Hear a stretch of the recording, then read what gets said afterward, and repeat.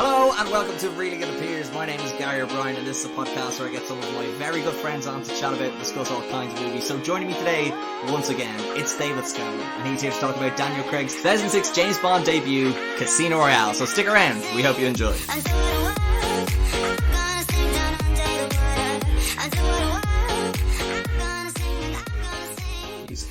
We didn't discuss how we were going to intro this one. I think it would be funny if we just started talking about the old Casino Royale. Yeah, Casino Royale. David Niven was my favourite of the multiple James Bonds. Peter Sellers. Yeah. Ursula Andress did it. I showed that trailer to my housemate earlier, and it's so funny because when they're introing all the people in the trailer, it then stops doing the James Bonds. It does like, Orson Welles is this, and then it's back to James Bonds. For anyone that hasn't watched it, watch the 1967 Casino Royale trailer. We'll probably talk about it later. It's but ridiculous. It's great. David, you're back. Hello. Thanks very much for having me. Back in the... Oh, this is my first time in the new podcast First studio. person in both podcast studios. Oh, wow. I know. I feel so honoured. Like, this is amazing.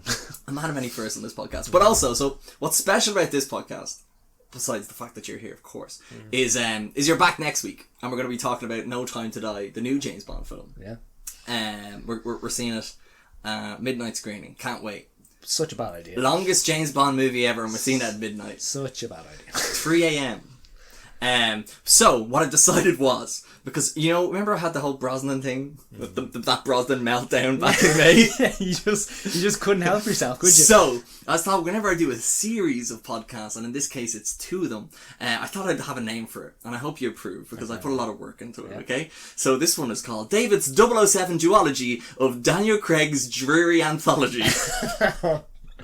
So yeah, that's fair. Yeah, no. Now, because I looked into it. And because when 2 sentences of at least 10 syllables rhyme, that's a doublet. So I've wrote a poem. And every poem needs a title. So I've called this poem, this doublet of mine, No Time to Die, Plenty of Time to Casino Royale. That's almost as long as the poem. Yeah, exactly. Yeah. Oh wow. No, I'm actually absolutely honoured that I was part of this. This is incredible. This bookending of this David's 007 duology of Daniel Craig's Dreary Anthology. Yeah, that's amazing. It's a sad James Bond series. He's a very sad James Bond. He is. Yeah, like it's more serious than any of the other James Bonds. I suppose we're getting into it now. Yeah. But, I was just gonna say, like, to start off, like, these James Bond movies and Casino Royale mainly is kind of they're of their time, as a lot of James Bond movies are. And I think because the series of movies have spanned such a long period of time, from the Connery movies through, obviously each decade, you see how cinema has affected them. Yeah. And this one obviously coming out in the mid-2000s, it's obviously affected by the Jason Bourne movies, but also how, like, you look, for example, at the Batman, like, it's obviously, like, Batman Begins came out in 2005, so the whole kind of dark and gritty turn of these characters has obviously become more popular. But, like, I think because this is an origin story, I think it actually makes sense for that.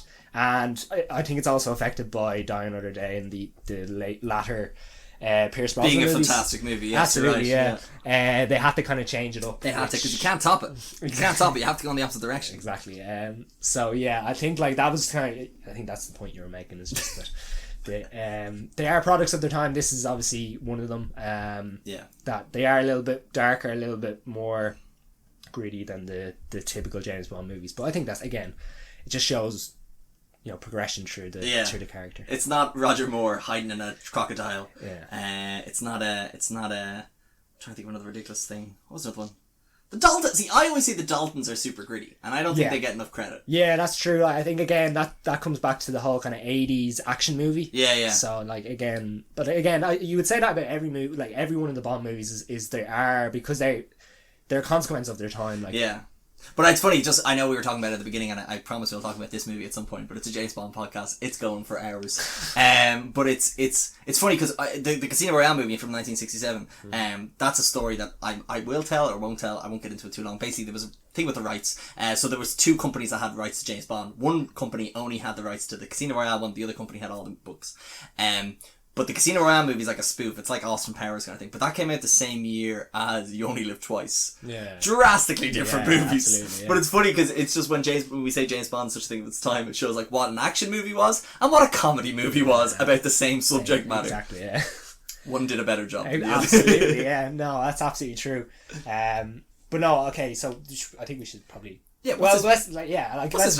It's about James. What's about Jimmy Bond? So again, and that's probably the other thing about the story. Again, as a product of the time, because this is about, you know, it's less about, you know, big lasers and blowing up, you know, Zimbabwe or some ridiculous plot like that. It's simply about funding terrorism. Yeah. And again, I think it also goes back to the whole 9/11 thing as well. Like this is probably the first movie post 9/11, is it? No, it was Die Another Day. Die Another Day was the first one, yeah, sorry. The perfect response. Yeah. It's what the world needed. Exactly, yeah. James Bond surfing a tsunami. Yeah, exactly. But like soon. But no, so like it's even mentioned in the movie as well that this, you know, the funding terrorism is a huge part of this movie. But I think because the plot is a little bit more, I'm not going to say basic, but and it is a little bit more complex, but it gives time for us to get used to this Bond. Yeah. And it's less about him kind of figuring out a mystery or figuring out, you know, problems or stuff like that. It's just simply he has to catch this one character called the Chief, who is kind of raising money through stocks and stuff like that for terrorists and stuff, and that's he's kind of like a banker for terrorism, and MI6 are just trying to catch him, but and he has set up this high stakes poker game in Casino Royale in Montenegro, and they've put Bond in to try and beat him so that he'll have nowhere else to run except into the arms of MI6 or of course the CIA, maybe possibly. And I think the reason why there's no mystery is because he's not sent to infiltrate. He's not sent to be under a different. Oh, he is under a different alias, but he ruins that. But it's like he's not sent to do anything too particularly spy. He's just like literally get in there and win a poker game, do nothing else. But of course, it's a James Bond who's just known for just fucking being like, oh, shoot people, kill, yeah, I'll kill a lot of people and shoot people. I'm not going to play poker. He's a very gritty Bond. So kind of it's funny because if you'd said Roger Moore in to do Casino Royale, it would have just been a load of you know, sarcastic comments and kissing girls left for all the people bringing over drinks and just like having a fun, like just laughy time about it. Whereas Daniel Craig, like you said, a bit more gritty, a bit more grounded. So yeah, that's I guess that's the plot of the movie. But I want to talk about what do you think about James Bond, or as he was referred at the time, James Blonde. Well, yeah, that's it. It caused a lot of outrage across. Well, I'd say it was mainly just in Britain, wasn't it? Like, that Daniel Craig was cast. Yeah, look, I'm not one of these purists, and especially now, I think we've come around to the idea that like James Bond can be anyone. Yeah. Like Are you saying that because you're blonde? In a way, and like it's him who's burst open the door for you potentially being Bond. Because I look at Pierce Brosnan, and I'm like, that's just me. A couple of years from time, I'm gonna be James Bond. Exactly. Yeah. But now Daniel Craig has cracked open the door for more blonde people to come in and be basically my competition for the role. The Broccoli's haven't reached out to me yet about taking over. That's unfortunate. That's unfortunate. But maybe this podcast. I'm telling you, this could Barbara, burst you into John stardom. Wilson, I'm free. No, but again, I think this comes back to when James Bond was created. He's created in a time in Britain where, you know, the everyday man was dark-haired, tall, you know, Caucasian. Whereas, you know, nowadays, because this is a modern take, that could be anybody. Yeah, like I think it just more mean about like when they say like, oh, a dashing man. That's the image of a dashing man back in the 60s or the 50s. Yeah, exactly. Yeah, but like now it's just a bit more of a kind of a wider spectrum on stuff. And like, I mean, we see things more nowadays that like, oh, you know, Idris Elba could be James Bond, and like, or they want a woman to be James Bond or something like that. Like, I would be almost like on the female side, I'd be kind of like, I prefer if they just created their own. And Daniel Craig has come out and said that he's just like just make a better character than James Bond. James Bond is an incredibly flawed character. Yeah. People shouldn't want to be him, but that's neither here nor there. But like, I would say, like in terms of say Idris Elba, for example, like he's too old. No. As someone like that, you know, he should absolutely be within the running if he matches what the character is about. Yeah. Like if he can reach the potential of what James Bond is. But So yeah, again, I would have nothing against it. Like, again, we've seen that Daniel Craig, the actor, was cast to perform this character. Yeah. It's not like he was fitted into, you know, a typecast, if anything. Yeah. So, and I think what it's like, it's not like, so I think obviously what people have been used to was they were used to Timothy Dalton, they were used to Pierce Brosnan, they're like, but Daniel Craig's not like that, so he's going to be awful. And it's funny because when you go back to how GoldenEye was written for Timothy Dalton, so like, we need to get a Timothy Dalton-esque actor, and going back even before that, where Timothy Dalton was cast because he was like Pierce Brosnan. So in the sense that, like, yeah, they just cast, they had a version for Bond they want to do, and Daniel Craig fit that the best. And I think he did a great job in this movie, and it's, what I think is even more interesting is that, speaking of like it all being of the time and stuff, it's the same director as GoldenEye, but they are fucking different. Like, it's crazy how different they are. I am going to actually mention a couple of things from GoldenEye because obviously we did a podcast on it. Yeah, and it's got Pierce Brosnan. Continue. Exactly. Yeah. I had a few kind of flaws about it, that like it could have been a much better movie if they had gone in a certain direction, but again, that's kind of nor here nor there. Like, it's but whereas this movie, again, like I said, it's a bit more of a character study rather than about the kind of the problem that Bond needs to solve.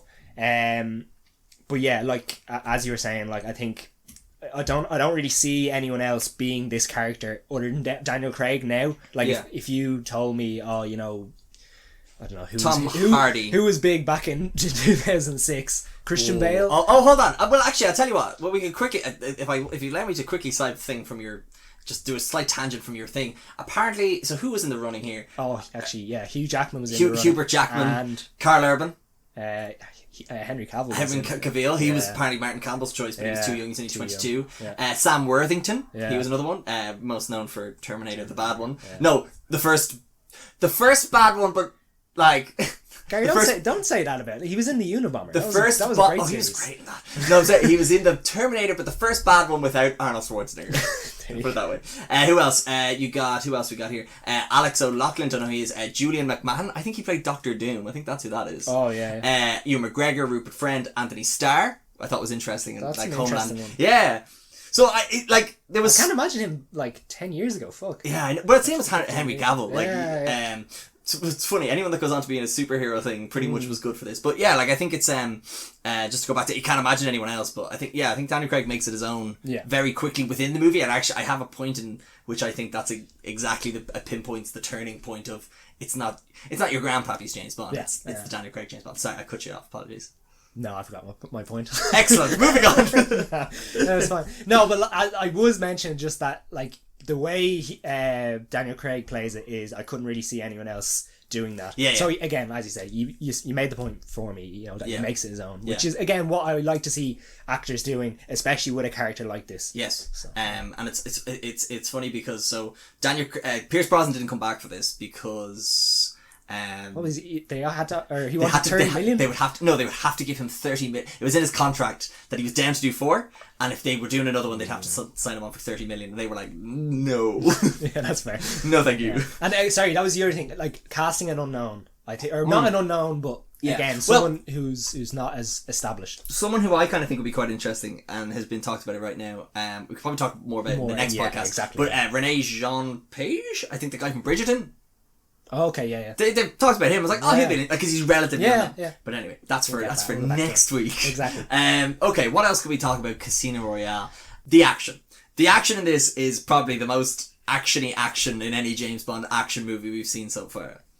Yeah. Okay. So this is. You've got a bit on action. I've got a little. Yeah, I've got a little. A lot of my stuff is on action. Okay. So, because this is an origin story, I think the creators, the director, the writers had a little bit more wiggle room to kind of go different ways with the character. Yeah. Okay, so first of all, this is the first Bond movie where he is he's just received his 00 license. Yeah. He's not an established agent, and he's still learning his way, which makes things more interesting because he makes mistakes. Yeah.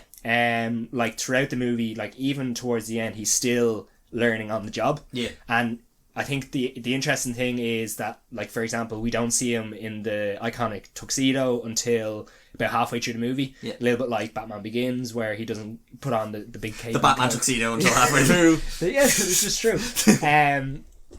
So like he's developing character throughout this movie, and I think for me like the action is really, really important to that, and it's actually integral to the whole story and how he adapts as a character.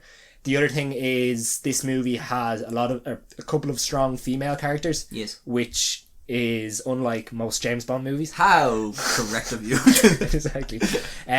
So like what, Bambi and Thumper from Diamonds Are Forever weren't strong enough for you? They're beating the shit out of an elderly Sean Connery. Exactly. Yeah. I think they were imprisoned after that. They did a lot of damage to that poor old two-paid man. Exactly. But no. So like, if Bond does make mistakes, he's called out on it. Yeah. So like, for example, after he comes back from Madagascar, actually calls him out, like, you're arrogant, you're she says something like 1 second, that you're a blunt instrument, you're arrogant, that you're doing the job but you're not doing it with any finesse, or you're not doing it the right way. Vesper says the same thing about him, like in the casino, that he's reckless and he has too much of an ego. But again, that makes sense because this is a new James Bond. This is a guy who again is still learning, and I think again I'm going to jump to the end when he shoots Mr. White and we hear the James Bond theme. That's when he's kind of come full circle.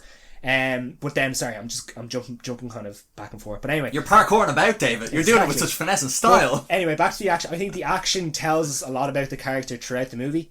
So I think first of all we see his two initial kills. Mm-hmm. So the first one is like pretty brutal in the bathroom. So funny story about this. I don't know if you've seen the deleted scene. No, I probably have. I can't remember. That takes place at a cricket match. I didn't know that. How dare you know more about James Bond than I. Get the fuck out of here. But like, I can just imagine someone coming in after that. Oh my dear lord, what is happening here? I don't know any cricket terms. Someone seemed to have smashed the wicket here. Exactly. But like, you can tell that like it takes it out of him. And like that is so brutal that like it has left a mark on him, that like he had to go through so much. And then obviously the other thing like is him killing the agent at the start. I don't know. My sixth agent is corrupt. Exactly. Like we see that the agent has a picture of his family on the desk. We see that he's trying to talk to Bond, and he's obviously thinking like, oh, I might be able to get my way out of this because he's such a rookie. Because he knows. But Bond is just so ruthless. He just like shoots, kills, dead, and just like and he actually, funny enough, we don't get a lot of it in this movie, but he has a little quip at the end where he's trying to tell him, the second kill is always easier, and he's like, considerably. So that's like the first thing we see, obviously in black and white. But then again, I feel like I'm just going to keep talking about this. Okay, well, I'll quickly just I'll just because I'm not going to make a point on. I'm not going to add to what you're saying. I'm going to detract slightly and allow you to get back on. Quick thing I love about this movie: no big opening. No big spectacular thing. It was actually like a prologue, which I really appreciated, because I kind of feel like when the Bond franchise goes off in another when they go off in other ones, like, do you remember The World's Not Enough one? That's like 12 hours long, that fucking opening. And it's almost as if like it's such a handbrake sometimes when you go through this action, big thing happens, and then you see fucking Sam Smith whinging. I have a whole thing about the songs. Anyway, we'll talk about it next time. But you just feel deflated, whereas this, it's a prologue, and then you got that class song that we'll talk about later. I know you want to talk about, but it's just like that's why it's short and sweet. It's short and sweet. I love it. Sorry, I just absolutely, no, that's absolutely fair. But yeah, like as I was saying, like again, it's cool to see that that whole other side of MI6 that we don't usually get to see. That you have to get these 2 kills first before becoming a 00 agent. And then one of my favorite things about this movie is the gun barrel. Like that, like when has Bond ever done that? Like implemented it into the actual film or whatever. So again, and then obviously progressed into the song. I think we should talk about the song because, well, very quickly, I just want to talk about nothing will beat the gun barrel sequence of Die Another Day when the bullet comes at you. Yeah, exactly. And then you get to hear that Madonna song. Oh my god! As John Hackett says, it's his favourite James Bond theme. Do you know what? One thing I will give it, it's a little bit different. It's not the typical formula of like, say, Skyfall or Writing on the Wall or No Time to Die. Yeah, exactly, again, I have points on this next week. This theme. This is phenomenal. Yeah. Best James Bond theme? It's my favourite anyway. I like it again. I like Live and Let Die as well. Again, Live and Let Die's a great one. It's again very, very different to what any typical James Bond, like instead of it being a big kind of how would you say, like, what is it? Orchestral. Yeah, orchestral. Yeah, like kind of, yeah. I fucking hate the way they've gone at the moment. I really don't like it. But it's very indicative of the whole, like, Daniel Craig is a sad James Bond who's sad all the time about sad things. Yeah. Whereas this was like, he's an agent, he's going around, he's jumping around Madagascar. And the name of it, of course. You know my name. You know my name. Because he's obviously been away for, what, was it 2 years? 4 years. 4 years, was it? It was an entire World Cup cycle. Yeah, exactly, yeah. But, like, again, I just love the kind of audacity of it that, like, you know my name. And it's a fucking class. And even the graphics of the design's great. Funny enough, it's the first one since Doctor No, so it's the first James Bond since the first James Bond movie since the first James Bond movie that didn't have semi-naked women dancing around the screen. There you go. But you might think that's progressive.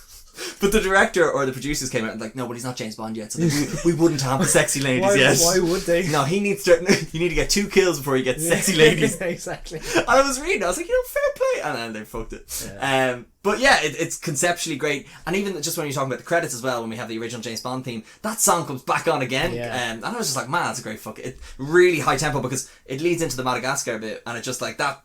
It ties in beautifully, whereas I don't know, you look at Skyfall and the other ones that are really depressing and sad, and then you're expecting action, you're like, but you've had so much action, then it goes down again, and then it tries to bring it back up, but you're already like sad because Adele's talking about the sky falling. I don't know. Exactly, yeah. But so after the music, we get introduced to Le Chiffre, isn't it?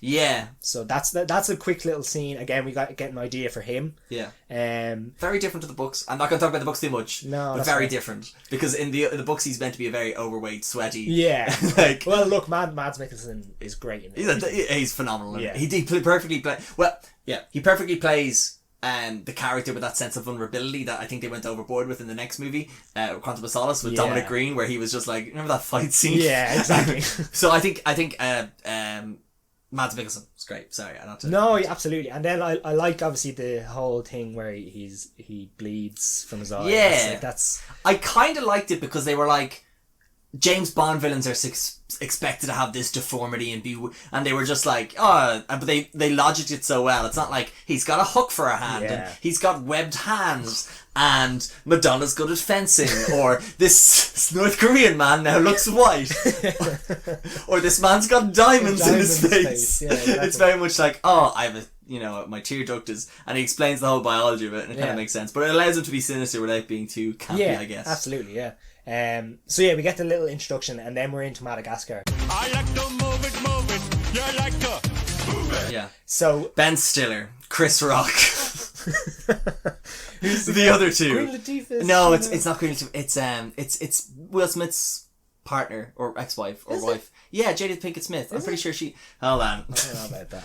We'll edit this out maybe. But in the meantime, while I'm looking for this, Gary from the future, can you just put in the "I like to move it" song? See, I think I should go, and now we go to Madagascar, and then just put in the music. Yes. Yeah. Physically fit, woman, ice drink, fantastic. Yeah, so Jada Pinkett Smith is the hippo and Dave Schwimmer is the giraffe. Yeah, of course. So there you go. Yeah. But back to Casino Royale. Sorry, we're in Madagascar. They're watching a snake v mongoose fight. Sorry. No, that's fine. Yeah. Now, obviously, Carter is an absolute dweeb. Carter's a dweeb. Get your hand out from your ear, Carter. Exactly, yeah. But this chase scene is probably one, like, it's not only one of the best scenes in this movie, best scenes in James Bond, but like as a parkour scene, like we've seen movies try to do it afterwards. Like nothing really comes. Well, this was the first. The guy who's in it, the villain in it, is one of the creators of parkour. Yeah. And I love making. After listening back to some of these podcasts, I realise I like to make grand sweeping statements. And here's one. I think it's so rare to bring in someone who has a skill that's so unknown globally and to highlight it on such a big stage, which is James Bond. Like, what was parkour? And then, I don't know, I really should have looked into it now that I think about it, but like, they just got this guy who had this particularly like exciting action themed skill and implemented it into a 15-20 minute scene. Absolutely, yeah. Like, that's ridiculous. I know. You would have been thinking, if you're the writer or director, like this could kind of go tips up like, very easily. And like I wonder, like I don't know how much Martin Campbell does the action direction in this movie or any movie really. Yeah. But like, did they just say to your man, you go off and you design this, or I remember watching a documentary on it, and I remember he was very integral with the storyboarding. Yeah. So he had planned a lot of it out. And I think what's interesting about this one is that it looks phenomenal because it is so practical. So obviously there was a lot of careful planning, because when you're getting a blonde looking stunt double, by the way, not only are you appreciative that James Bond was blonde because it's open door for you, think of all the stunt doubles. Exactly, yeah. They were growing up like, I'll never be James Bond. I'm not dark haired enough. Open so many doors. Yeah, exactly. But like he's driving through on bulldozers and pipes are falling and gas canisters are exploding. Like, that's all practical, not CGI. Yeah. And it's just like, you wouldn't leave that up to the parkour guy. Be like, yeah, just jump around. Like, a lot of it was obviously carefully planned. Absolutely. Which just, and I guess this is another thing I just want to talk about the movie. It's such a timeless movie. Yeah. The only thing that unfortunately ties it back is the technology. Yeah. When you see him in his little Sony Ericsson. Yeah, exactly. But other than that, it's so timeless. And this scene, like, this could be in a movie today. Absolutely. And you wouldn't change anything about it. That's another thing I will mention about the movie, again, just kind of off topic, is it's very rewatchable. Yes. I know how rewatchable it is because I downloaded it on my PSP. Oh, you had it on PSP? And I literally, it was the only movie I had on my PSP, so I just like watched it like every once in a while when I was going on a long journey. Yeah. But yeah, in terms of this, so this as a part of the movie, so this tells us so much about Bond. We already learned like he's kind of a force of nature, and like, again, he's very willing, whereas here we see, you know, his reckless side, that, you know, he's willing to do anything to get the job done. We see that with, you know, he's brave enough that like he can put himself in harm's way by, you know, climbing, you know, the building or climbing the cranes and stuff, and literally leaping from, you know, ridiculous heights or whatever, all for the sake of like catching this guy who he thinks might be something to do with a bigger plot, but he has no kind of confirmation of that. But then as we go through, you know, is there any point in the movie in that scene that you want to kind of highlight, or is it? I just have a couple of jokes. Yeah, go on. Daniel Craig, stronger than a brick wall. Well, see, it was plasterboard. Plasterboard, sorry. I was gonna save it till later on, but I'll say it now, because I'm gonna completely derail your point, because I love doing that. I should think of a segment name for that. Leave that one movie. We got Scanlan spots. I feel like there needs to be one for it. Absolutely. So I was thinking, for this whole movie, the man is practically indestructible. And what? James Bond. I don't know if I'd have to disagree on in this. Well, I understand he shows more vulnerability than all the others, but when you're surviving what was the Guinness World Records for most car flips in a movie, and you're smashing through walls and you're surviving being lethally poisoned, the only thing I think that could finally get this Daniel Craig James Bond, is a serious case of blight. And for anyone that's not aware, Daniel Craig, he's a big potato man. Look at the shape of him. He's a potato man squashed into a little James Bond suit. Oh god. Only so many people are going to understand that. that. But look, I just, if anyone takes anything from this, just look at Daniel Craig again and just think to yourself, I'm going to steal this from a podcast I did before, could he be boiled mash and stuck in a stew? So this is going to completely derail my point later on in the podcast where I talk about his vulnerabilities. No, but like, I completely agree with that sense. I wanted to get my blight joke in there. Oh, absolutely, that's fair. But anyway, so sorry, yeah, I was just gonna. Is there any point in that scene where that, like, you want to highlight or anything like that? Because I'm trying to just go through it as it the entire thing. Yeah. No, like I love the, like I said, that bulldozing scene. Like the park. Like, I think the best scene that describes this James Bond nearly in this scene is the parkour guy like jumps and goes through a little hole in the wall, and just trying to, like, you know, get through that wall as quick as possible. And James Bond barges through the wall because he's like, fuck this, I don't have time for this shit. Yeah, but that's it. He's a force of nature in this, isn't it? Like, so I think that was a great little bit in this scene to show that, like, he's going to do anything to get it done, and he's just so determined. Other bit, just break it into an embassy. Zero respect, or absolutely no, just such disregard for international diplomacy. Well, that's it. I mean, like, I feel sorry for the poor pencil pusher that he absolutely demolishes when he gets in there. Like, he absolutely cracks his head on that. Imagine being the fucking working in the embassy in Madagascar for the country that's made up. I can't remember the name of it. Fucking Daniel Craig is coming in just beating the shit out of you. But again, that again brings us back to his character development and how, like, M really calls him out on that. Yeah. And, like, I think in the end she's like, you know, oh no, you have to take some leave after this, because it ends up being a, you know, political scandal or whatever. But again, it ties into the idea that he's still developing, you know, instead of being that kind of secret agent that gets in and gets out without anyone seeing or noticing anything like that with the cool gadgets or whatever. he just barrels his way through like a gorilla or something, just like causes complete havoc. And like the thing you see is that at the start of the scene, he's like, no, we need him alive. But then, like, as soon as he kind of I think he through this movie, you see him kind of figure out things on the go.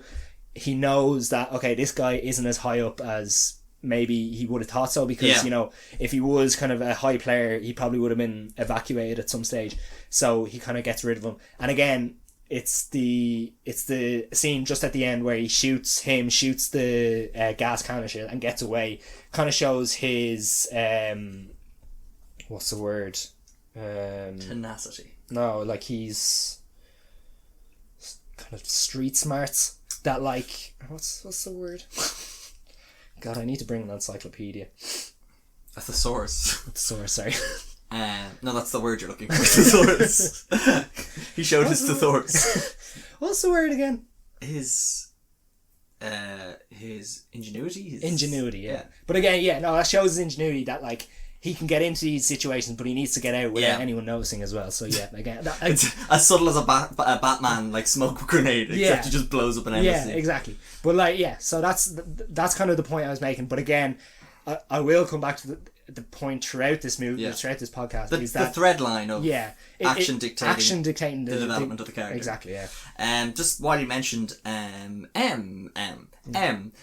she's a great carryover. She's the only one that carries over from the last one, but I'm glad they kept her because she's great in this.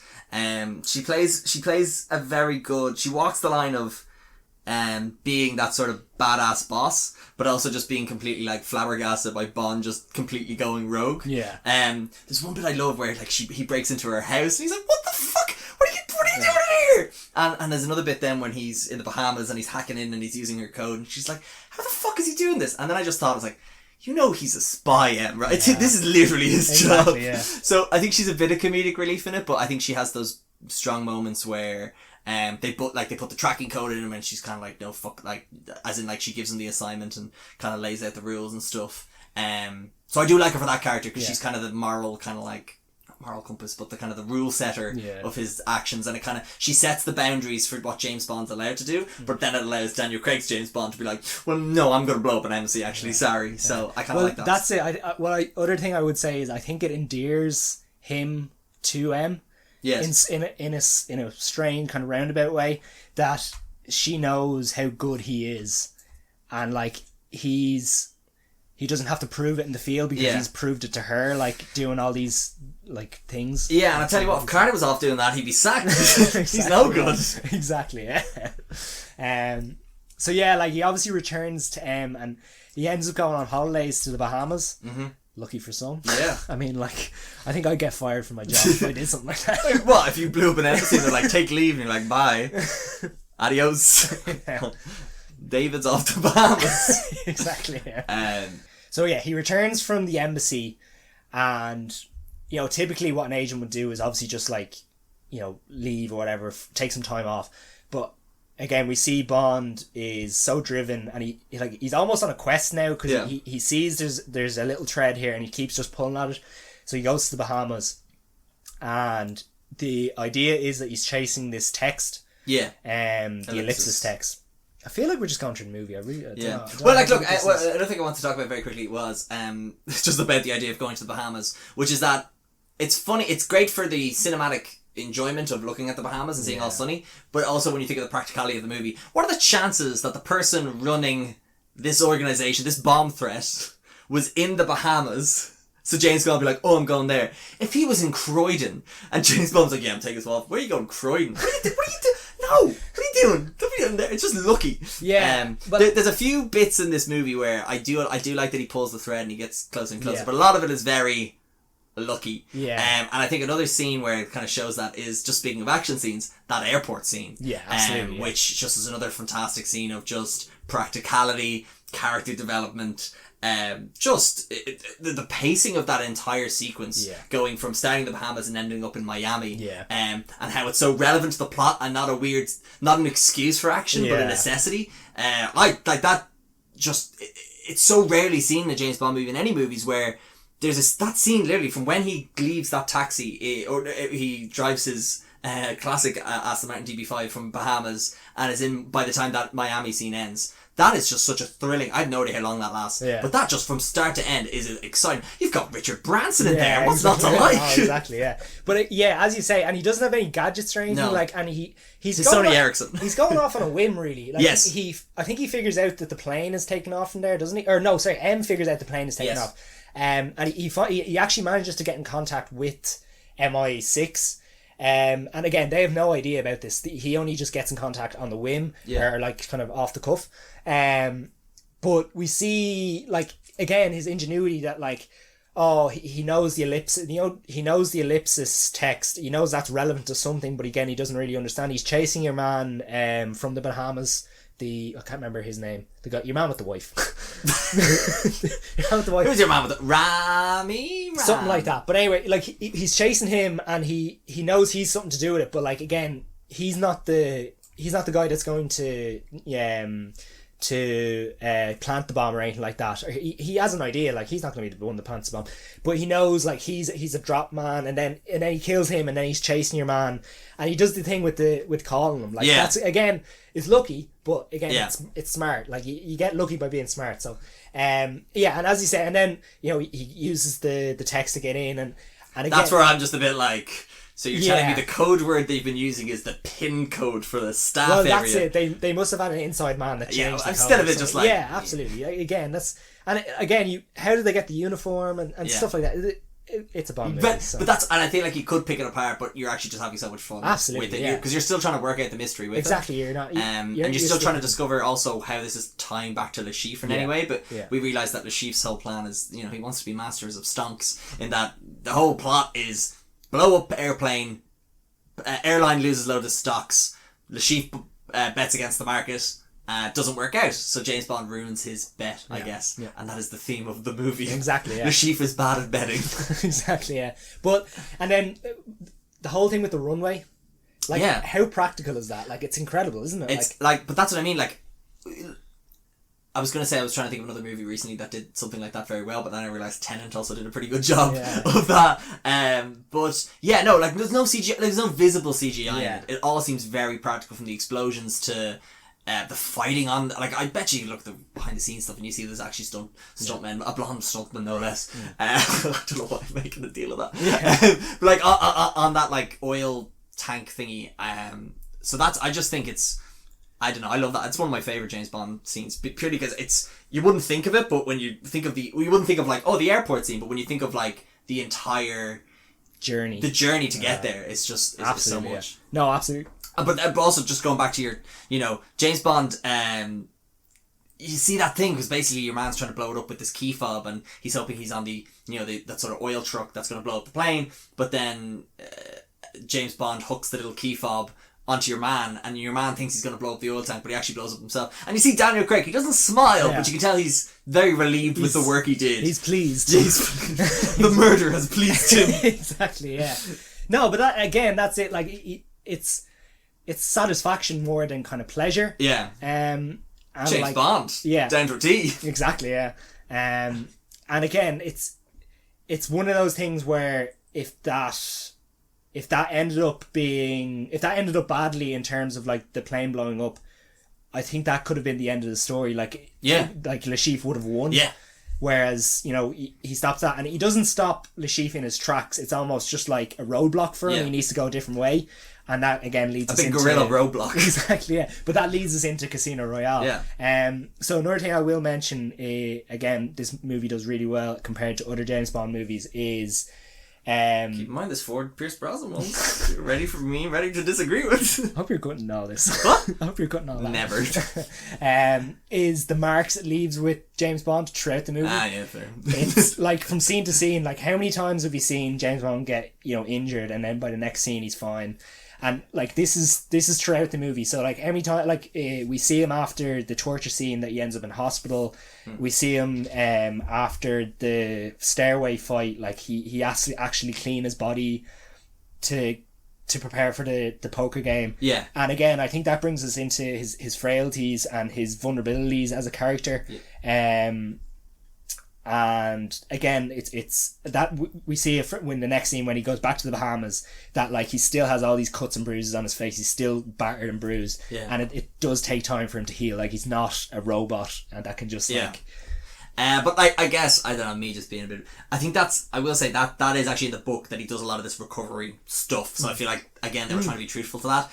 Especially the bit at the end where he's in hospital from the whipping scene. Although in the book it's worse. There's rats involved anyway. But it's... It is interesting, yeah, because you don't see it in many of the other books at all. Like when you consider that, like, oh no, I don't know, the world is not enough. Yeah, James, he's in a sling for about 5 minutes, and he's in hospital. Remember, after Die Another Day, after the oh my god, he's getting tortured by the and then he just gets straight and then just leaves. No, you have to remember. Then he has a kiss. He flatlines. He gets kissed, and then he's perfectly fine again.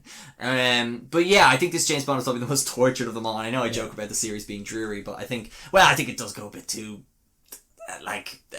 what's the word I'm looking for?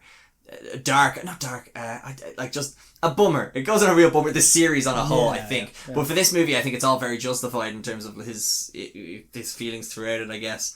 And I think just even going back to some of his flaws and stuff, when you compare, he loses the poker. Yeah, exactly. Like, he loses the poker the first time, and like, whereas you look at the two movies before that, World's Not Enough, Pierce Brosnan just winning blackjack left, right, and centre. Exactly. Yeah. So he's not the perfect spy, because like you say, it is the origin movie and stuff. So I like it.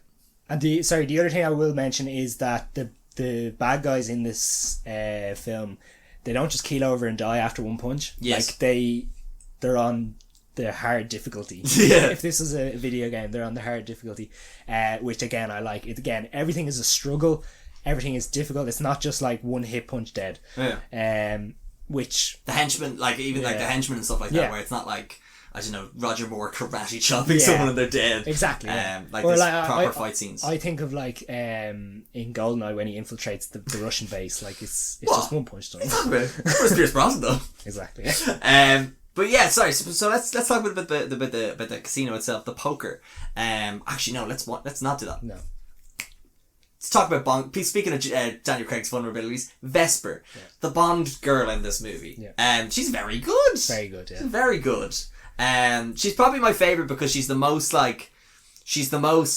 fuck you Bond for the whole movie, but stays like that till pretty much there's a point in which he's done something that shows his love and affection, rather than her character, like comparing it to GoldenEye, where it's like, you know what, I think I like you, Pierce Brosnan. Yeah.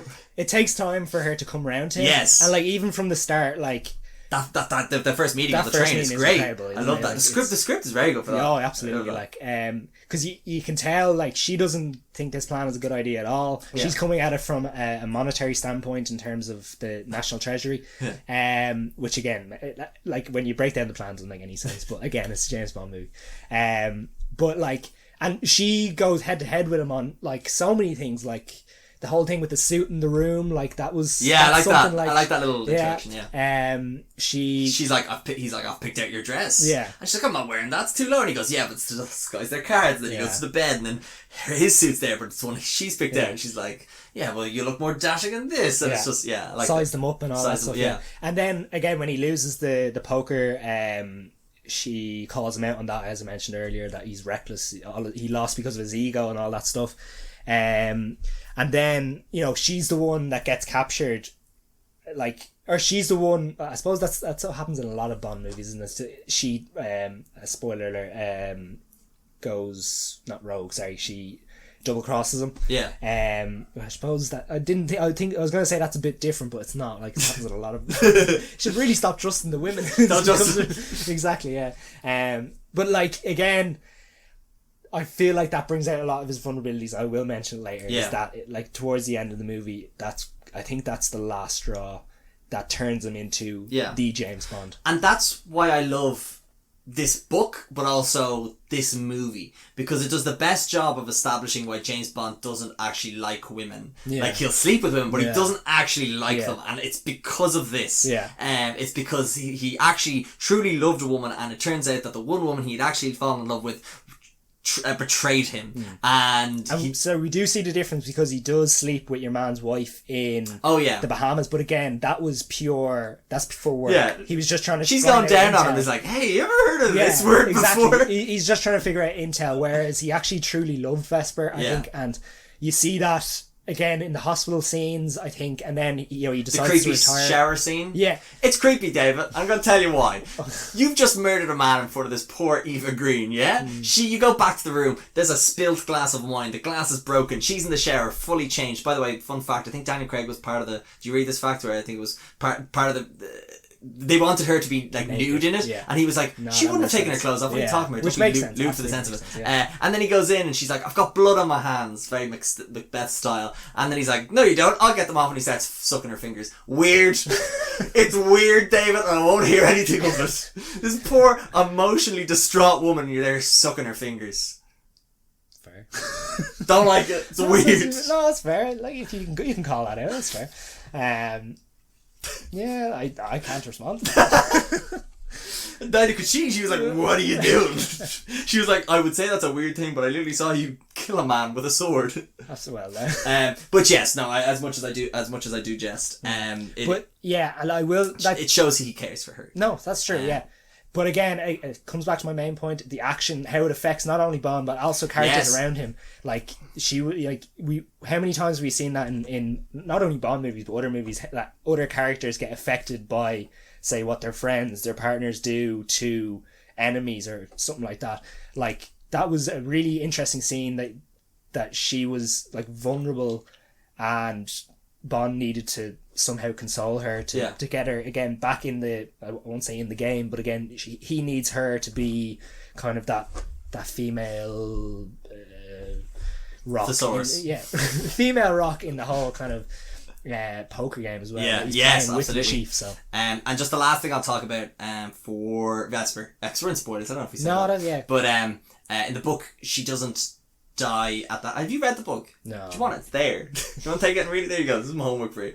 But she doesn't die from this big action scene that happens in Venice. Also, speaking of which, none of the two locations of this book are England and France, and in this it's Monaco, Bahamas. Not Monaco, sorry, Montenegro, Bahamas. It's also Madagascar. In Prague. What? Starts in Prague. But yeah, so that doesn't happen. But she actually kills herself. In it, because what happens is they go to a hostel or like a motel kind of thing to like lay low, and they fall in love, and she's very distant with him, and then all of a sudden he finds that she's overdosed, I think is what she does, or like it's like a cyanide capsule, because she knows there's a guy chasing her, this Smirsh, the other operation, are hunting her, and she goes, we'll never be happy, I'll always be running from these guys, so I can't do it anymore. So I think it's more interesting how they've done it in this one, where she's died but she doesn't want to die. It's a weird distinction to make. I couldn't see this version of the character killing herself, but I think it's still as devastating to James Bond, because it's like in both he's like, I couldn't have saved her.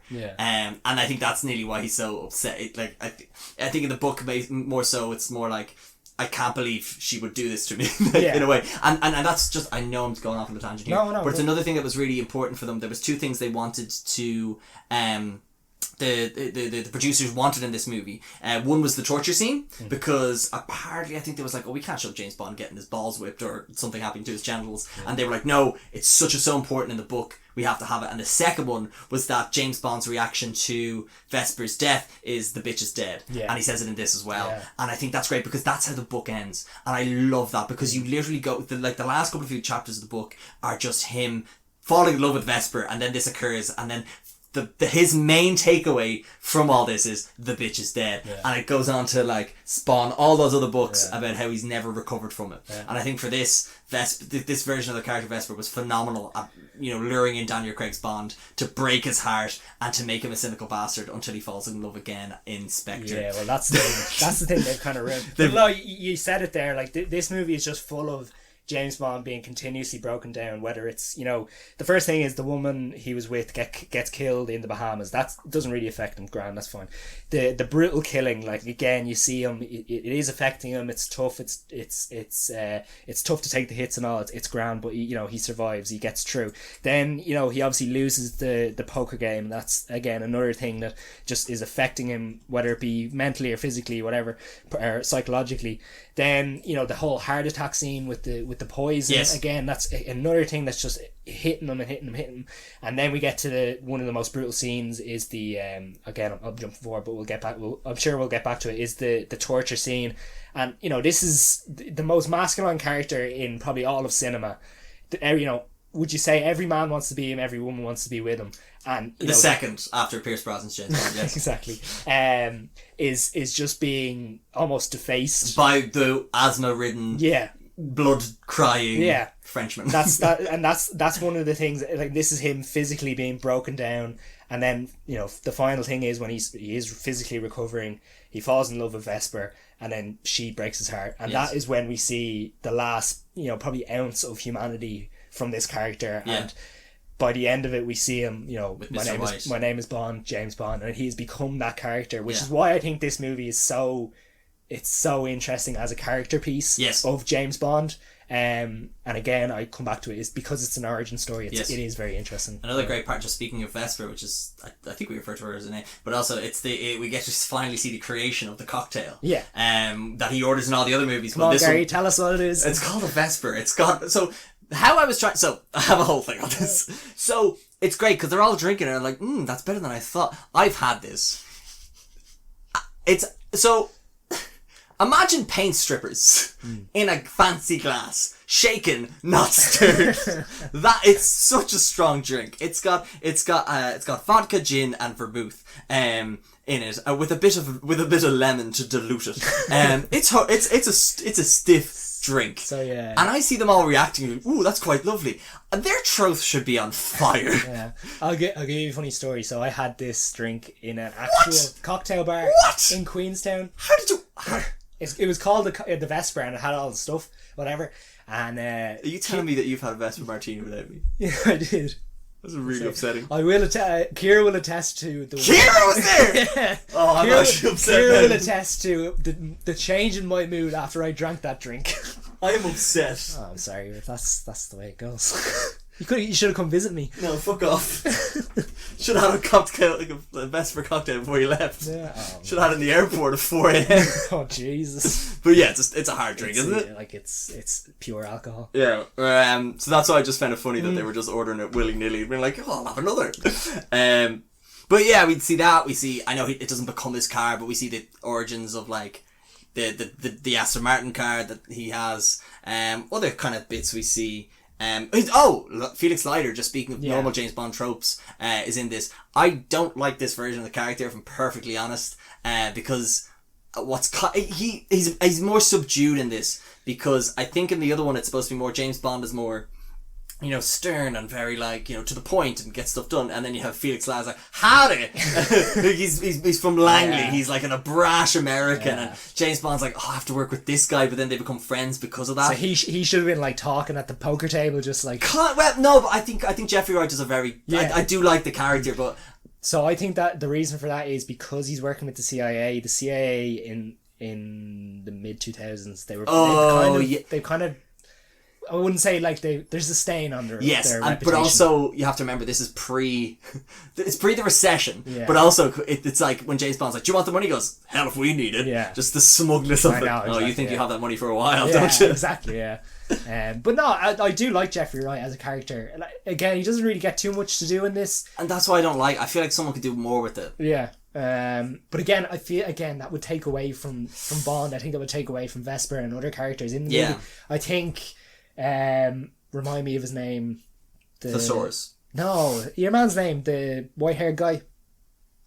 Mathis, yeah. Mathis. Again, he's that kind of facilitator in this. Yes. But again, which would make sense because they are in a European country or stuff like that. So I think he kind of takes a lot of the light off of, say, Felix Leiter in this movie. I suppose, yeah. So I think, again, that's I think it's just another reason why, and again, we'll move on quickly after, but I just more so mean, I guess you knew he was someone important because he was being dark and mysterious. Yeah. Whereas I kind of would have liked him to be an absolute brash buffoon. Yeah. And then you find, oh wow, you're with the CIA. Yeah. And there's actually more going on. That he's doing a bit of an act. I think I would have liked that a bit more. Yeah, I suppose. But yeah, he gets the job. He comes back for Quantum of Solace. And do you remember David Harbour's in it? Oh, David Harbour is in it. He's a great guy. Yeah. But also it's the first black Felix Leiter. The first in the original continuity of James Bond. That Never Say Never Again movie that we'll talk about another day. There's a black one in that. So, but it's the first one in the original continuity. And you're just like, why couldn't it be? Absolutely, What you call it? But I like that sort of change of the character, I guess. So yeah. Right, Poker David. So did you know? Did you understand this? I guess because I wouldn't say it explains it very well, but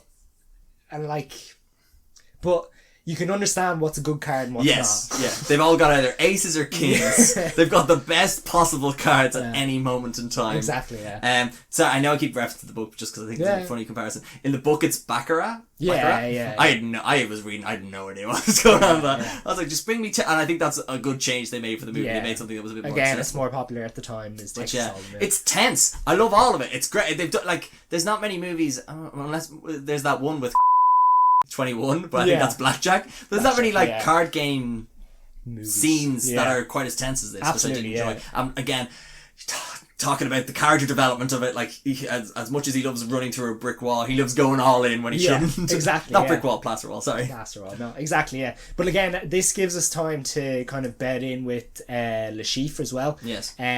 So we see, Bond's trying to figure out his tell. He thinks it's the whole bleeding from the eye.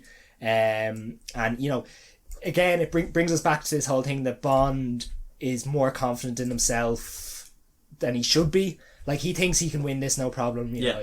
But Le Chiffre being as statistical a mindset as he does have, his name is the figure. Yeah, exactly. Considering he's working for a number of he's financially working for a lot of terrorists. He has to obviously be smart at these things. So statistically, he's really, really smart. But again, it's a. Have we ever seen that in a Bond movie where it's a battle of wits rather than a battle of a physical battle? We've never seen that in terms of say Le Chiffre doesn't have a henchman. Yes, but it's just him. In terms of what's the word, psychological warfare. Almost. There's one hilarious scene. I'm trying to think. I can't remember what movie it's in. I think it's that Never Say Never Again movie. But they're playing some weird video game and it's getting really tense and you get shocked every time you lose. Oh. But it's not. It's sorry. I was trying to think of weird mind palace battles. But all I can imagine is them in a fancy house. I think it's Never Say Never Again. Is it? You're talking about Sherlock Holmes? No. No, sorry. I was thinking of Mind Palace-esque fights. Oh, okay, yeah. And I kept thinking, and then I thought of that scene from Sherlock Holmes 2, Electric Boogaloo. and then I remember that house, and then I was like, anyway, it doesn't matter. I don't think so is the answer to your question. I think it's always fisticuffs. Even the fact, I don't know, you have someone like Christopher Walken playing a James Bond villain in A View to a Kill, but somehow he's going toe-to-toe with Roger Moore, be it that he may be 58 at the time. Yeah. But I think that's interesting, is that Bond can't use his physicality in this situation. He always has to be patient. Yes. And again, we as we mentioned before, the fact that he loses again shows us, he's not the well-rounded character. He's not that kind of patient killer that he's supposed to be. But just go back to both James Bond can't be physical, but Le Chiffre can't be in any way. Can't get anyone to go up and just kill him. That's why they poison him. Yeah. And it's great because what I love about it is we're like, do you know how you avoid that? Just don't drink on the job 007. Just don't be boozing. Exactly, don't be so confident that you're going to win that you, that you overindulge in alcohol. Absolutely, yeah. But again, another thing I will say about Le Chiffre is we see the other side. We see how desperate he is. Yeah. Which again is really cool because, it's not often we see the villain character in a James Bond movie. Again, we see he owes these very dangerous people a lot of money, so he's as desperate to win this. He's probably more desperate to win this than James Bond is. Yeah, absolutely. So, like, again, he's a big crybaby. He's crying all the time. Exactly, he's crying those tears. Yeah, absolutely. And if I was his missus, I'd get out of there. Yeah, isn't it? She's a bit of a weird character. I don't know. There was something weird about her character. Maybe it's because her eye was covered as well. Apparently, it was to reflect the symmetry between fucked eyes. I don't know. Exactly. Yeah. But just going back to what you were saying about not understanding the poker, luckily we have the facilitator himself, Mathis, explaining every hand and every ball. It was so funny because I always forget about it every time I watch it, but like Mathis is like, James needs a 7 or a 6 here to possibly do it. Like it's the clumsiest writing, but it's what makes the most sense. For the scene, but like it's to catch people up on how exactly do it, but it feels so forced that the character's really there to explain the rules of poker. Yeah, and again, I feel like that's a difficult kind of. There's no easy way to do it, isn't it? Yeah, because like it would be very easy to get lost in the whole scene and kind of lose interest. But I feel like they did a good job. Oh, absolutely, and like. It's always weird in these films, and it's not only in that scene, but it's in every movie. Like the main characters always have the best hands. Yes, like, of course. But also that's why I loved when they were at the final like hand when they all go all in, like all the characters, and there's the two lads to the left. I'm like, you put your chips away, pack your bags, get your coat. You're not winning this. The two lads opposite each other with a shit ton of cash are gonna win. But just compared to the book, but it's like it's easier to do in a book because you can literally have James Bond thinking, fuck, I need a 6. I hope he doesn't have a this. Because then he'll do this, whereas like you can't really have just a little monologue. Daniel inside the gorilla brain that is Daniel Craig's James Bond. Potato. It's just a Wiggle song. Exactly. Potato. So the poison scene. Yeah. Very tense. Very tense. Good job at making us think he's gonna fuck this. Yeah, exactly. Well, not that he's gonna die, but like something like he'll be out of action or something. Exactly, yeah. It does show the desperation of the chief, but again, like it is like it's strange. Vesper was the one eventually who saved them. Like, was she at that stage thinking like? Because she's a double agent. No, she's still like I still need to get the money off. Yeah, that was I thinking. There's a few bits in this where it doesn't particularly line up about why she's helping him. Yeah. There's also like. Flash forward slightly when the chief's like, oh, it turns out your friend Mathis is my friend Mathis, but why would he say that? 'Cause it's not. Again, him just playing mind games, I'd say, more than anything.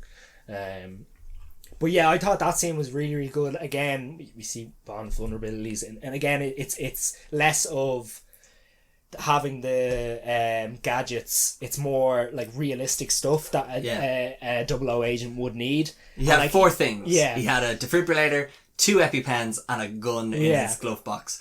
Just gonna do a slight Gary derailment. Go for it.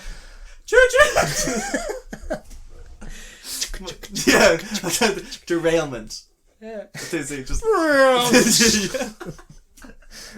Just a skit. No, Gary U-turn.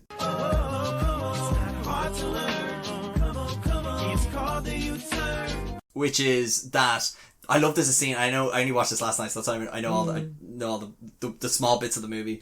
It's great because James Bond has the gun and he puts it in his pocket, and then he goes into the hotel and we don't see what happens with the gun. But then when him and Vesper come back to the room at one point, he's like, I gave you my passport. I've checked it, or I believe you have my passport. And this hotel receptionist hands him an envelope in it, and in it is an earpiece that he puts on and a gun. What fucking idiot is working in reception? You're like, oh, this must be Mr. James Bond's passport. Ooh, that's a heavy passport. Look, must have done a lot of travelling. That's a 5-star hotel. They don't say. They don't ask questions. Yeah, probably. They don't question anything. Sure, so, Mr. Like it's her passport, Mr. Peach. Yes, I watched this last night. I can't remember that. No, that's. But true, yes, he's only given a few things for this, and one of them. It's classic James Bond. They give him a thing, and they give him gadgets, and they all come in useful. The gun, the EpiPen, the defibrillator. Yeah, exactly. Yeah. But like the funny thing is, it shows how resourceful he's trying to be, because he goes to try and throw up first. Yes. And then he goes to the car. Well, remember he picks up the salt and the vinegar, the salt and the water. Yeah. The wall. The reason why I bring this up, David, is I was going to ask you at the end what flavour of James Bond this was, and I'm going to say this is a salt and vinegar. I don't know how he's looking in the next one, but he's a bit puffier, so I'm going to say he's cheese and onion. Cheese and onion. Nice one. Yeah. But yes, he's resortful. He's trying to get sick. He knows exactly what to do in this situation. Yeah, he knows he's poisoned, which is again just tells us a lot. Like he's incredibly resourceful. But again, the last resort is call MI6, get them to try and talk him through how to administer the adrenaline, and then obviously use the defibrillator or whatnot. So fun fact attack. Apparently there's some medical person who works in Hollywood that was like, fuck, this would be a great idea for a scene, and has and pitched the idea for the script writers to include it, and has since been like the medical sort of consultant for all the James Bond movies. And they just apparently they were a big fan of the books and everything, and they were like, this would be a cool scene, because in the movie in the books I think he does get poisoned as well, but that's happening when he's driving, and that's why he crashes. Rather than Vesper being on the road. And obviously we get the great line when he comes back, that hand last hand nearly. But that makes no sense. Why? Think about it. Imagine he just leaves, he just goes, so it's his hand, he fucks off, and then he comes back and goes, that last hand nearly killed me. If you didn't know what happened to him, what does that line mean? I know it's very targeted at Lashifra. Oh, of course. If you're the two lads at the end of the table, you're just like, the fuck? Again, they're outside the loop. They don't understand. Exactly, no, but again, I think that we don't get a lot of them in this movie. I think we get a nice sprinkling of them. Is just these quippy lines. Yes. One in particular irks me the most. Yeah. And we'll get to it. Oh, we haven't got to it. We haven't got to it, Is this the itch? The itch. Okay. We'll talk about the itch scene? Yeah. I think we're at the itch scene.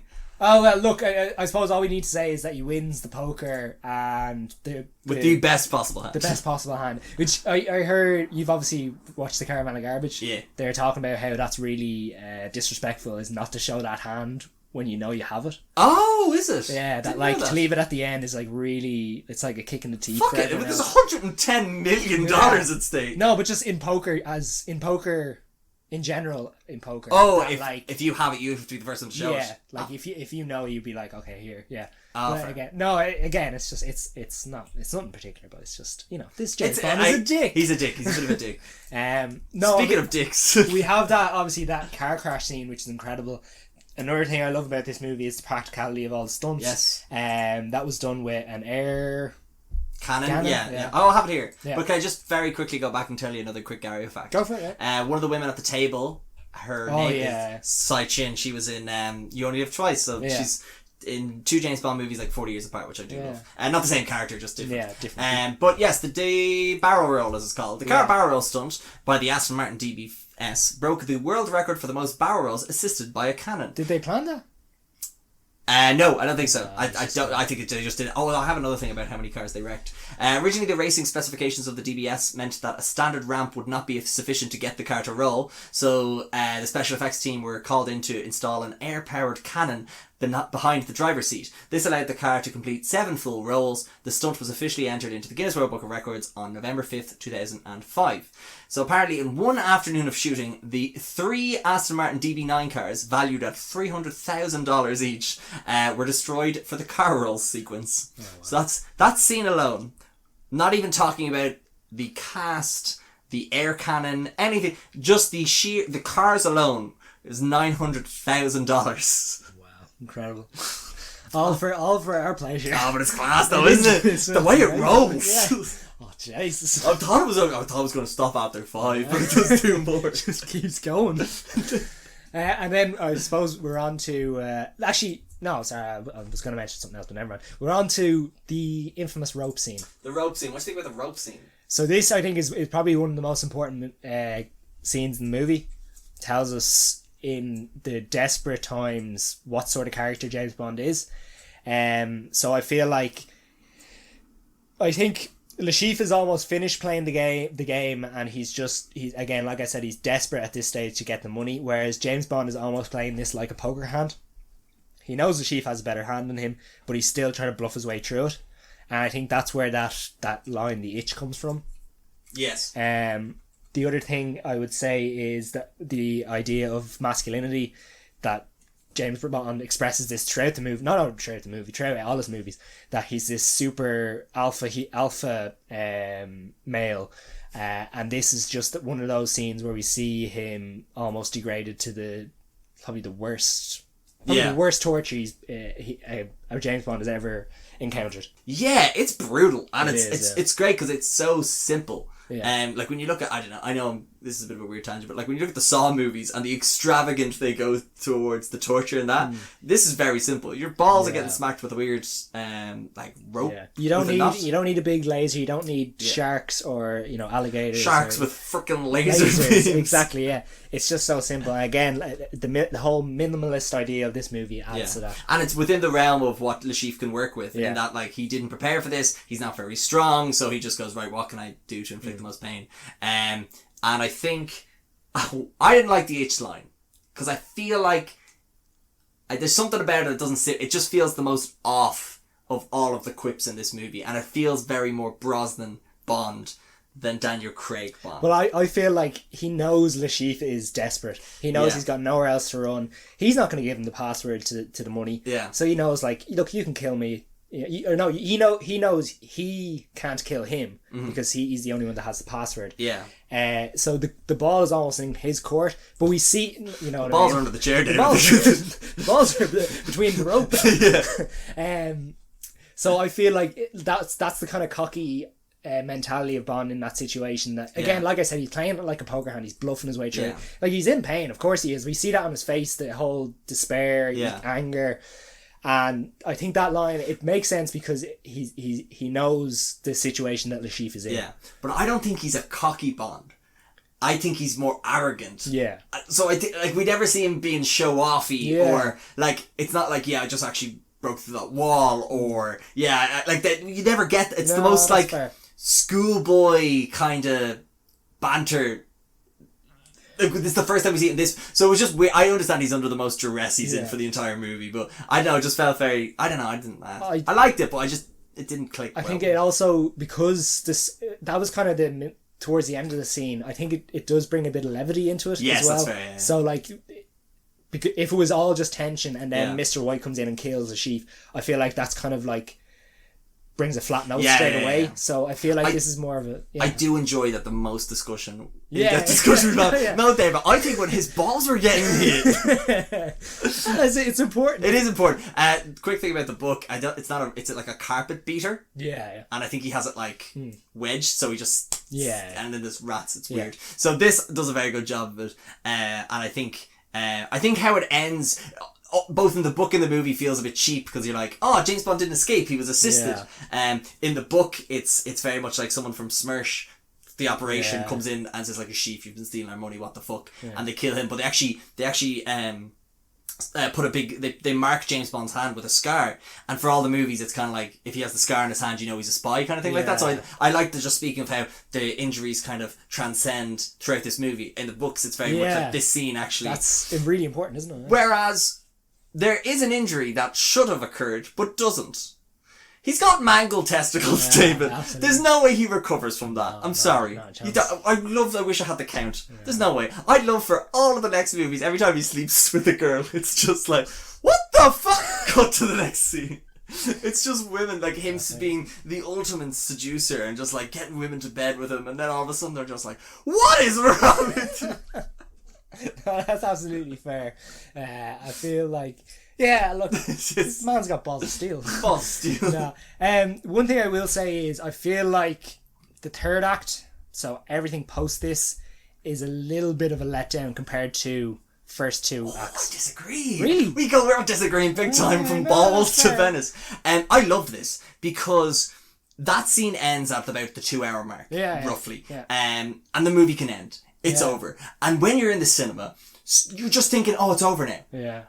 And let alone are you not expecting a big, spectacular chase scene throughout Venice. You're not expecting the double cross. Yeah. And I love how they just trick you for the entire end of this movie. It's in Venice. It's a beautiful location. Him and Vesper are talking about roaming the world.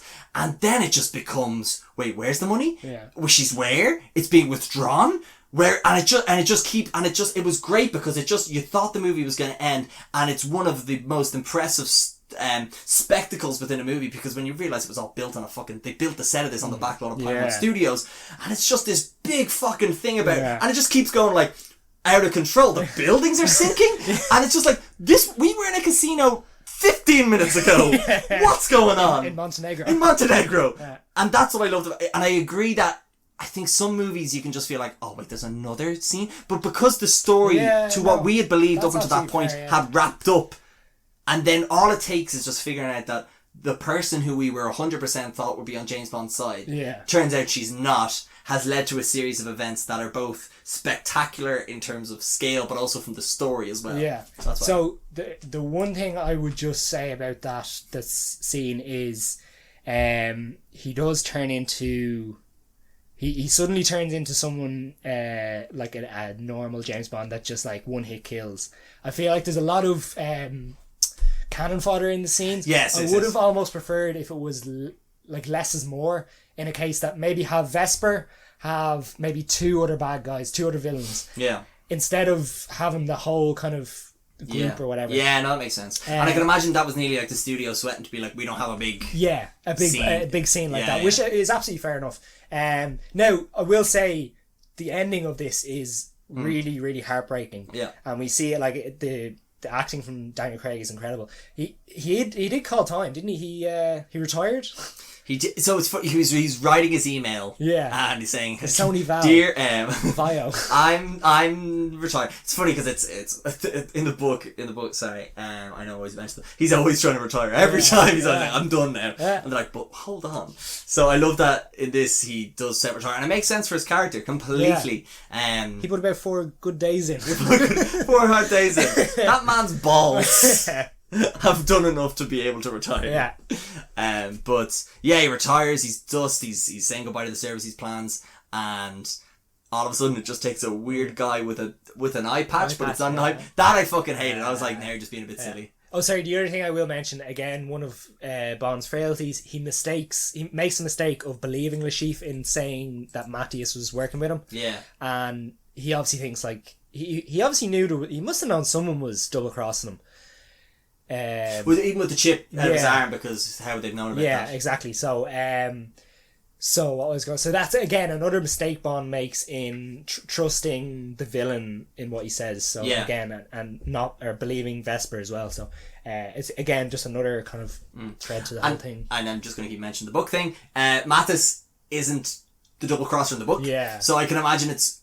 Because I hadn't read the book before watching the movie, and I can imagine thinking, wait, what the fuck? Yeah. That would be like, there's a good twist. Exactly. And then, like, have they replaced Vesper with Mathis now? Exactly, and then they change it up, But yeah, I just enjoyed the whole, the action of it's great. I don't think it's as, probably as, I would agree it's not as good as the embassy or definitely that airport scene. Of course, yeah. But I think I just was really enjoying the idea of, like, sitting in the cinema and thinking, this is all over, and then there's a whole extra plot twist. Yeah, no, that's fair. There is definitely a lot more emotion to this scene. Like the parkour scene is cool and the airport scene is cool and all, but like there's a drive for Bond to obviously save the day, but it's not, make or break for him. Whereas this feels more he's desperate to save Vesper when she goes into the lift and stuff. And when she does end up under the water, and so like. Again, I mentioned earlier, this was kind of just the last straw for him. Yeah, and then, like you said, from that we see the heartless maiming of Mr. White. He's now like a human assassin. That's all he is now, really. A potato gorilla assassin. Which I feel like in the next few movies they should have kind of lent into, rather than they keep bringing in all these. Now, so again, we're not talking about Quantum of Solace. No. Writer's strike. Yeah, that's Daniel Craig was writing lines on the fucking thing. Yeah. I think it was very hard to be able to continue an arc when you've got just such a hot mess in the middle that you had to try and... Yeah. And then Skyfall was just so successful. They were like, oh, well, clearly this is how we do it. Yeah. And then they kind of wanted to make everything be about someone from someone's fate past. Or whatever, But also just tying into what you were saying, or I don't know if we might get around to Skyfall eventually, but like how this movie ripped off Jason Bourne, Skyfall ripped off The Dark Knight. Yeah, of course. It did, absolutely. And again, it's a product of its time. Exactly. But... What I did think was interesting, another just quick thing from the book was, just when we were talking about maiming Mr. White, do you want to take a guess at how many people James Bond kills in the book? In this? For Casino Royale. So, In the movie, he kills... It says Bond kills or maims nearly a dozen evildoers. In the book? In the movie. Okay, yeah, that makes sense, yeah. Is it in the 30s? 0. Whoa. In the book. Kills nobody. He's just sent to work being a casino. Like, obviously, the Bahamas is not in it. Yeah. Madagascar's not in it. Yeah. Venice isn't in it. Yeah. He's just there to play some poker. It's very boring. But that's good. But yeah, kills no one. Which I think it's an interesting contrast. Sense, yeah. When you've literally got human, wrecking machine gorilla potato hybrid that is Daniel Craig. There's definitely something Donkey Craig, Donkey Kong, Donkey Craig. I'll work on that. And then you've got the book Bond, which is just like more suave, more like really into his food. Really into his food. Super loves his food and smoking. My God, does he smoke a lot? He smokes and drinks religiously in the book. But it's just interesting comparing the two. Like that's why I was like, yeah. it's not the version of James Bond from the book. It's the version written for this movie. Yeah, no, that's fair. Actually, Daniel Craig quit smoking for this. I saw that, yeah. Apparently, something about he had to put on a lot of... They were like, quit smoking to be James Bond. PC culture, come on. Absolutely. He's a buff Bond. He's buff Bond. He's buff Bond. He's big boy buff Bond. Yeah, I'd say he was delighted with that scene. With the little dickers, little boxers coming out, little briefs, little buff boy with blue briefs. Yeah, exactly. Buff boy Bond with blue briefs. Exactly. And look, I have to say, he did a great job in this. He's the only actor to ever be BAFTA nominated for James Bond. Yeah. And like, I would say, I don't know, what else got nominated this year for all the big things? Gary, if you could just put in some buffer music when I look this up. I like to move it. You like to move it. So who won for best... Oh, okay.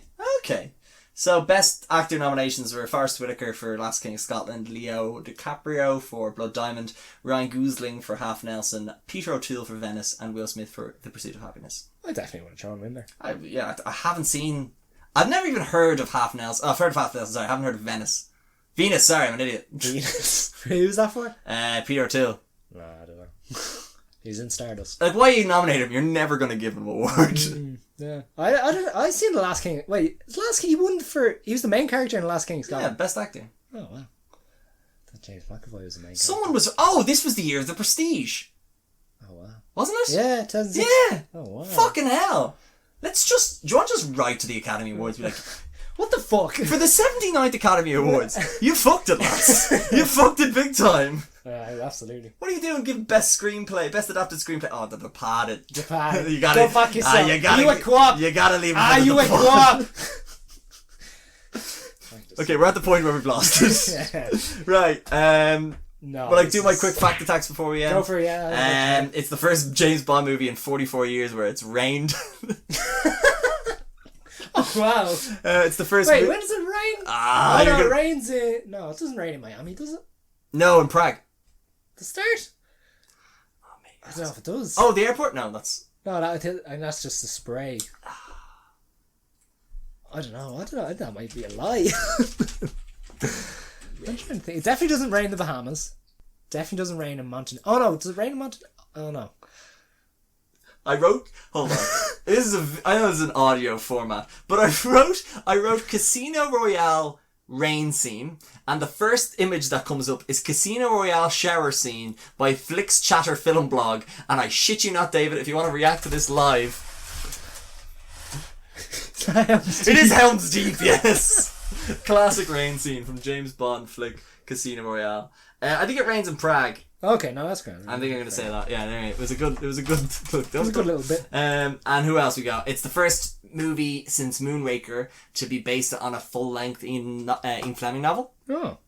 And probably the most ridiculous fact of all is that producers Barbara Broccoli and Michael G. Wilson didn't secure the rights to Casino Royale until 2000 when Sony exchanged them for the MGM rights to Spider-Man. Yeah, I heard that one. I haven't looked up. Alright, but the listeners haven't. No, sorry. No, I heard that one. Another. I'm agreeing with you, yeah. Here's another one then. To prepare for the role, Daniel Craig read all of Ian Fleming's novels and talked with Mossad and British Secret Service agents who served as advisors on Munich. Oh, interesting. There you go. You happy with that one? Did you know that one before? No, I didn't. There you go. I have to watch Munich. It's on Netflix. We should go to Munich and watch Munich. Have you been? You've been to Munich. I've been to Munich, yeah. Jimmy Heaton. Yeah. Right, any other... did we miss anyone? We've talked about everyone.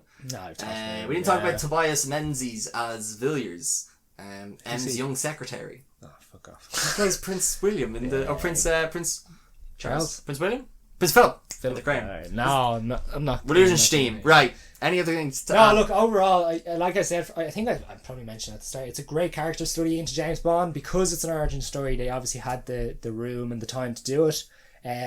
There's less kind of importance on the whole mission. There was more time to kind of breed with Bond and see how he develops throughout the story. So, look, it's my favorite James Bond movie. I was going to mention some things from GoldenEye, how that could have been a better movie, but we'll leave it. We did. We won't kick Pierce Brosnan while he's there. You're fucking better not, mate.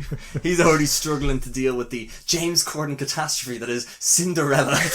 He doesn't need your shit right now, okay? Yeah. But yeah, no. Look, I think it's a great movie, and I have high hopes for No Time to Die. I don't think, for a movie that's been on the shelf for so long and they've thrown so much money at, they wouldn't have it as long as they would unless it was good. I hope, because you'd want it to be shorter so it would run, like they'd be able to have more screenings showing of it. So I have high hopes that they are going to sign off to Daniel Craig.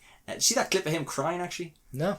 He's a clip of him crying when he finishes No Time to Die on the set. Yeah, he's there like, I only said that I'd rather cut my wrist than come back and do this, but then I got $80 million and I'm so happy to be here with you. To that effect. I've never seen a potato cry.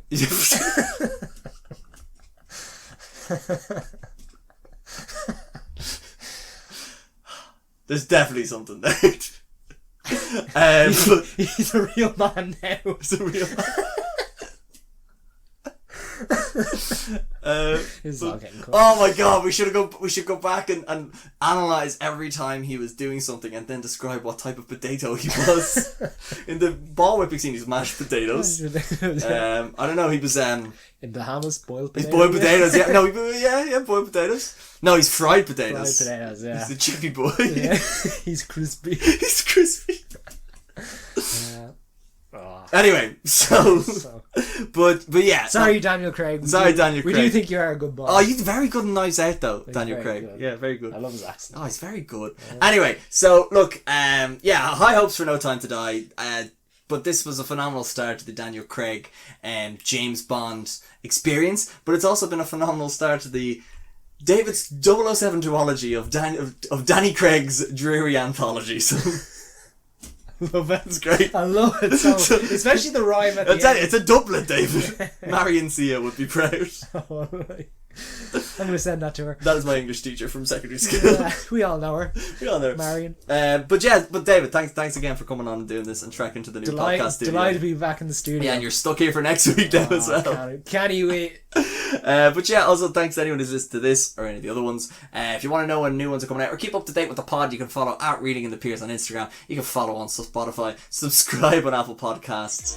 Thanks again for listening. We hope you enjoyed. Goodbye.